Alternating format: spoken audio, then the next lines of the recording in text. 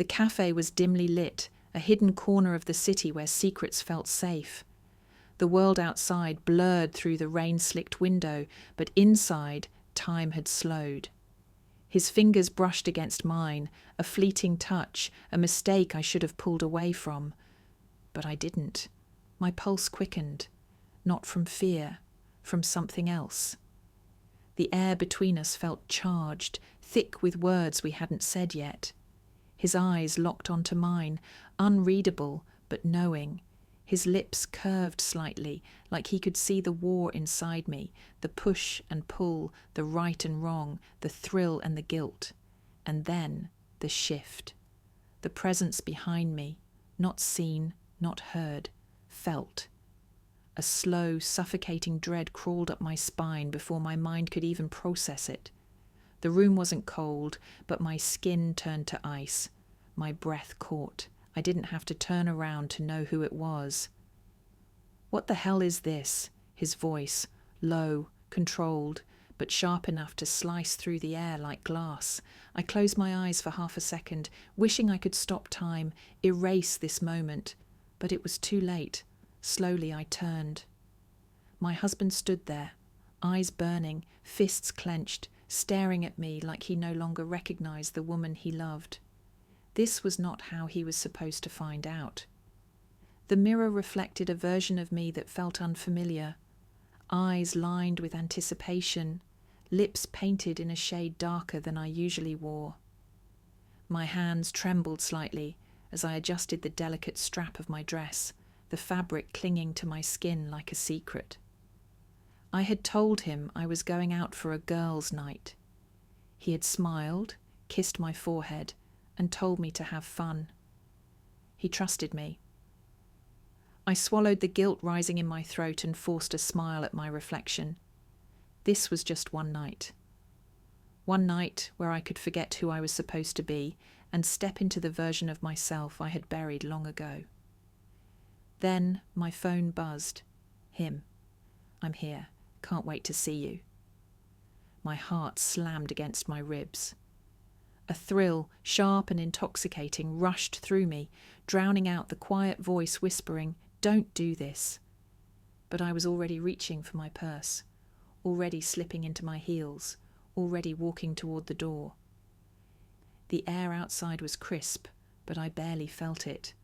My mind was racing, my body buzzing with a nervous energy I hadn't felt in years. I sat in the driver's seat, gripping the steering wheel, my wedding ring glinting under the streetlights, a reminder, a warning. For a second, I considered turning back. I could still go home, crawl into bed next to him, pretend this night never almost happened. Then I heard his voice in my head. "You made your choice." And I realized I had already decided. I started the car. The city blurred past me in streaks of neon and headlights, but inside I was only focused on the destination, on him. The cafe was dimly lit, nestled between tall buildings like a hidden escape. My hands were shaking as I pushed the door open, the warm scent of coffee and something sweet wrapping around me. And then I saw him. Sitting by the window, fingers drumming lightly against his glass, his eyes locked onto me the moment I stepped inside, that smile, slow, knowing, dangerous. For a second, I couldn't move. Because in that moment, I knew I had crossed the first line. I walked toward him, my heels clicking against the floor, every step heavier than the last. The weight of my lie clung to me, but it didn't stop me. Nothing stopped me. I sat down. His gaze swept over me, slow and deliberate, as if memorizing every inch of this moment. "You're even more beautiful when you're nervous." I let out a breath I hadn't realized I was holding. "I'm not nervous," he smirked, "liar." The server came by, but I barely heard what she said. My world had shrunk down to the man sitting across from me, the way his lips curved, the way his fingers played absent-mindedly with the rim of his glass, the way his knee brushed against mine under the table. A small touch, barely anything, but everything. I could feel my pulse in my throat, My skin was burning, but I wasn't sure if it was from guilt or something far more dangerous. I picked up my phone, pretending to check messages, but there it was, his name, my husband, a single message. "Everything okay?" I swallowed. My fingers hovered over the keyboard, but I couldn't bring myself to type out a response, because no, everything was not okay. Everything was spiraling. But I typed the lie anyway. "Yeah, just catching up with the girls." And then, as if reading my thoughts, he leaned in. His voice was low, smooth, pulling me in like gravity. "Do you regret coming here?" I should have said yes. I should have gotten up and walked away, but I didn't. Because in that moment, with the weight of my lie pressing against my chest, I realized something terrifying. I didn't regret it at all. The cafe was dimly lit, the kind of place that made everything feel softer, more intimate. The hum of quiet conversations and the occasional clinking of glasses filled the air, but to me, a world had shrunk down to just him. Sitting across from him, my heart pounded in a way that had nothing to do with nerves and everything to do with the unspoken things hanging between us. He leaned back, watching me, fingers tracing the rim of his glass.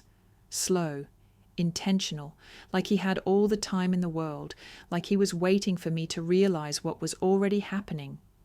A small flicker of guilt crept into my chest, but I swallowed it down.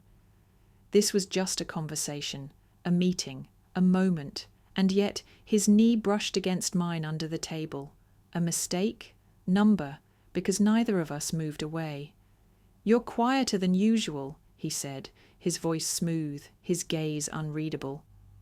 I let out a small laugh, but it sounded off, too forced, too light.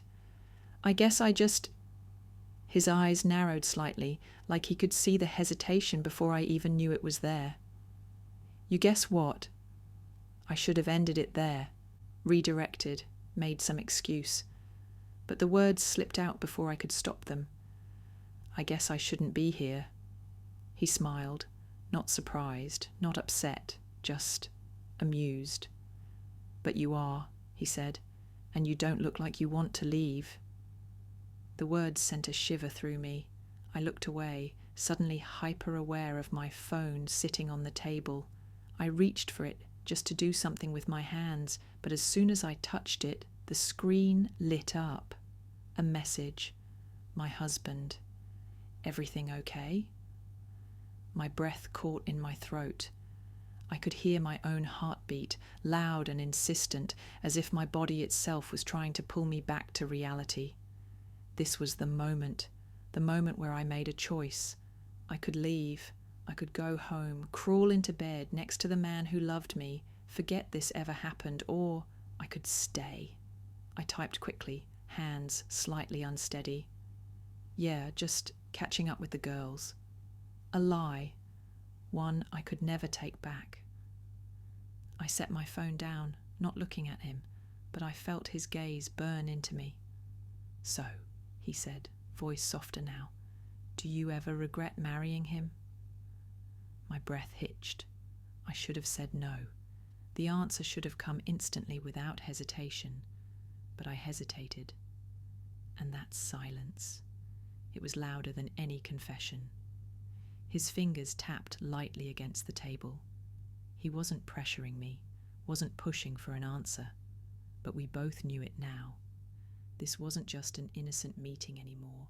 It hadn't been from the moment I walked in. The tension between us was suffocating, a slow burn creeping into my skin, making my pulse quicken. I looked up at him, and in that instant, something shifted. The way he looked at me, like I was the only woman in the world, not someone's wife, not someone's responsibility, just me, and it terrified me how much I wanted to believe it. The space between us felt smaller now, like an invisible thread was pulling me toward him. My fingers twitched against the edge of my glass. He noticed. He always noticed. His knee pressed a little more firmly against mine, and I didn't pull away. I wasn't even pretending anymore. The air outside had turned cooler, but I didn't feel it as we stepped onto the sidewalk. The cafe door shut behind us, sealing in the memories of what had just happened, of the way my stomach had flipped every time he leaned in, of the way my skin had burned under his gaze. We stood there for a moment, neither of us speaking, both of us knowing. "Let me walk you to your car," he said, his voice low. I should have said no. I should have put distance between us, but instead I nodded. We walked slowly, side by side, our shoulders brushing, 1,000 things left unsaid between us. The night felt electric, every tiny movement charged with something forbidden, a dangerous game, a mistake waiting to happen. But I wasn't stopping. Not yet. Then something shifted, something in the air. A cold dread slithered down my spine, an instinctive pull that made my steps falter. And then I saw him, standing across the street, watching, my breath caught in my throat, my stomach dropped, because it was him, my husband. I didn't know how long he had been standing there, but I knew in that instant he had seen everything. The world around me collapsed in a single moment, a shift in the air, a sudden stillness, a feeling, an instinct before disaster strikes. And then I felt him, not a touch, not a sound, just his presence. It was as if the entire cafe had gone silent. The murmur of conversations, the clinking of glasses, the soft hum of background music, all of it drowned beneath the weight of what was happening. I knew before I turned, before my eyes even met his. But when they did, my heart stopped. My husband was standing there. His expression was unreadable, frozen somewhere between disbelief and devastation.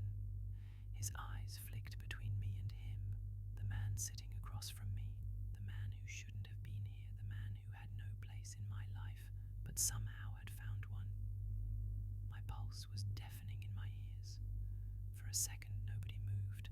Then, his voice, low, sharp, controlled in a way that made it even worse. "So, this is what a girl's night looks like." The words sliced through me like a blade. I opened my mouth, searching for something, anything that could explain this, that could erase what he had just seen. But nothing came. Because the truth was, there was no explanation. Silence became my loudest confession. I glanced at him, the man across from me. He didn't look shocked, didn't look guilty. He looked amused, like he had been expecting this, like he had been waiting for this moment to happen. His fingers traced the rim of his glass, slow, deliberate, as if he were nothing more than an observer in this wreckage. He didn't speak. He didn't need to, because this wasn't his disaster to clean up. It was mine. I turned back to my husband, my chest tightening, my breath shallow. "It's not," he scoffed, shaking his head. "Don't, just don't." He wasn't yelling, he wasn't cursing, and that's what made it worse. I wished he would scream. I wished he would demand answers. I wished he would tell me I was a liar, that I was cruel, that I had broken him, because that would be easier than this. But instead his face held something else, something that terrified me, disappointment, heartbreak, the kind that doesn't heal. His hands clenched at his sides, knuckles turning white. For a second, I thought he was going to hit him. My lover sat there watching, smirking just slightly, like he knew something we didn't, like he had already won. "Get up," my husband said, voice low, controlled, too controlled. I hesitated. "Get up." I swallowed hard and stood. My legs felt weak beneath me, barely able to hold my weight. I reached for his arm, desperate, needing to touch him to fix this, but he pulled away, and that was the moment I knew I had lost him, completely. He exhaled sharply, looking at me like I was a stranger. "I trusted you." His voice cracked, and it broke me. He didn't say another word, didn't wait for me to explain, didn't give me a chance to undo what had already been done. He just turned around and walked away. Each step he took was another piece of him leaving me. I wanted to chase after him, to grab his hand, to beg him to listen, but my feet wouldn't move, because deep down I knew there was nothing left to say. I had done this. I had broken us, and now I had to live with it. The cafe door slammed behind him, rattling the glass, but it wasn't nearly as loud as the sound of my world collapsing. I didn't think, I just ran. My heels clicked against the pavement as I chased him, my breath sharp and uneven. He was walking too fast, his shoulders tense, his fists clenched. The way he moved, stiff, controlled, like he was holding himself together by a thread. "Wait!" My voice cracked, my fingers reaching for him. He didn't stop. "Please, just let me explain." I gasped, my heart hammering so hard it hurt. Finally, he stopped. Slowly, he turned to face me, and the look in his eyes, God, it wasn't anger, it wasn't hate, it was worse, disbelief, hurt, the kind of pain that settles into your bones and never really leaves. "You want to explain?" His voice was quiet, but the sharp edge of it sliced through me like a knife. I swallowed hard, nodding. "It's not what you think." He let out a short, humorless laugh. "No? Because it looks like my wife?" His voice caught for a second. "My wife lied to my face and spent the night with another man." I winced. Hearing him say it out loud made it real. "It wasn't like that," I whispered, but the words felt weak. He shook his head, his hands going to his temples as if trying to make sense of it all. "Then tell me, what was it like?" I opened my mouth, closed it, because the truth was, I didn't know. I had spent the entire night justifying it to myself, telling myself it was harmless, that it didn't mean anything, that I wasn't really doing anything wrong.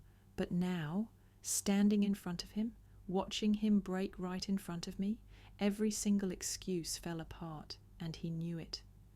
His breath came out shaky as he took a step back, like he couldn't bear to be near me anymore.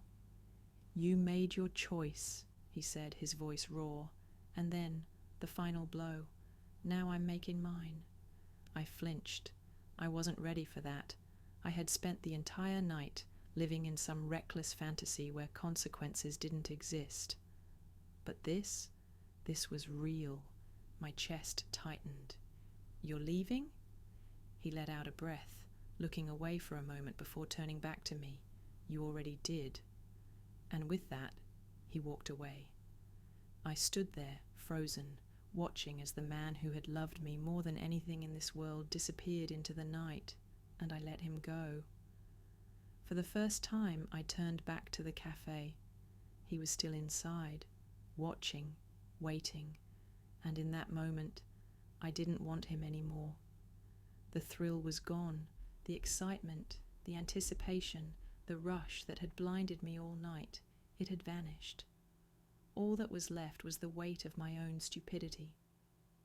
I had spent the entire night chasing something that never really mattered, and in the process I had lost the one thing that did. I don't remember walking to my car. I don't remember unlocking the door. I barely remember gripping the steering wheel, my fingers numb, my entire body cold, but I do remember my phone buzzing. I looked down, my breath catching the moment I saw his name. My husband. I hesitated. Maybe he had changed his mind. Maybe he wanted to talk. Maybe I still had a chance to fix this. I opened the message, and everything inside me shattered. "Don't bother coming home." I stared at the words, read them again, and then finally I broke. Tears spilled down my cheeks, silent at first, then shaking my whole body. Not because he was angry, but because I knew he meant it. I had lost him. And no matter how much I wished I could take it all back, some things can't be undone.